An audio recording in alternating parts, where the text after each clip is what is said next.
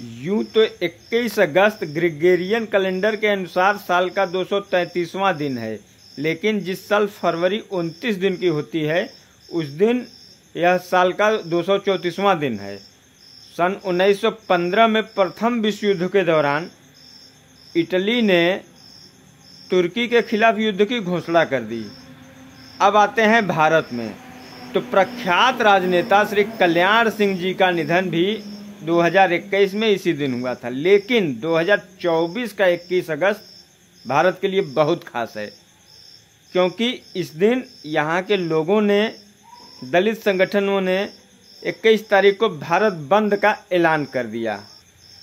तो कहीं सपा बसपा के कार्यकर्ता आपस में उलझ गए, कहीं रेल रोकने का प्रयास हुआ, कहीं बस में तोड़फोड़ की गई, स्कूल बंद हुए और कहीं स्कूल की बस को फूंकने का प्रयास किया गया।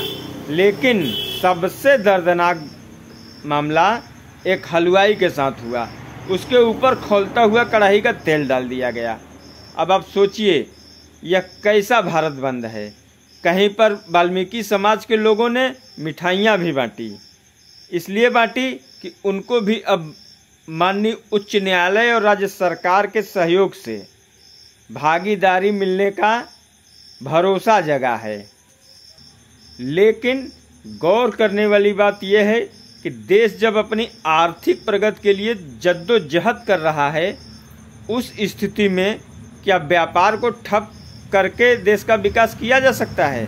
लोगों का विकास किया जा सकता है? काम धंधे बढ़ाए जा सकते हैं? इतनी मेहनत के बाद जब गरीबी नहीं भाग रही, फिर ऐसे प्रयोजनों का औचित्य क्या है? इस कार्यक्रम को करने वाले लोगों की मंशा क्या है? बस यही कि वो अपनी जगह पे कायम रहना चाहते हैं, अपने जगह पे दूसरे को देखना बर्दाश्त नहीं उनको।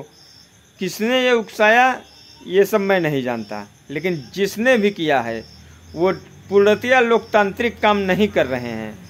सबकी भागीदारी देश में होनी चाहिए। और 100 बात की एक बात एक किसान से सीख लीजिए, जो बोएंगे वहीं काटेंगे। जय हिंद साथियों।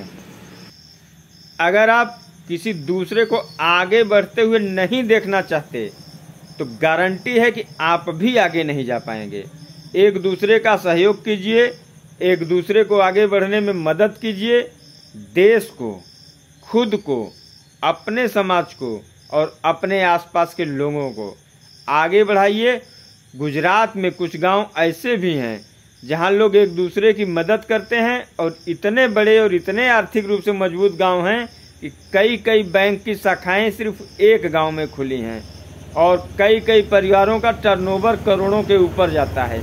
लेकिन अक्सर लोग एक दूसरे की टांग खींचने की कोशिश करते हैं, उसे बर्बाद करने की कोशिश करते हैं, जिससे उनकी खुद की, देश की, हमारी और आपकी प्रगति बाधित होती है।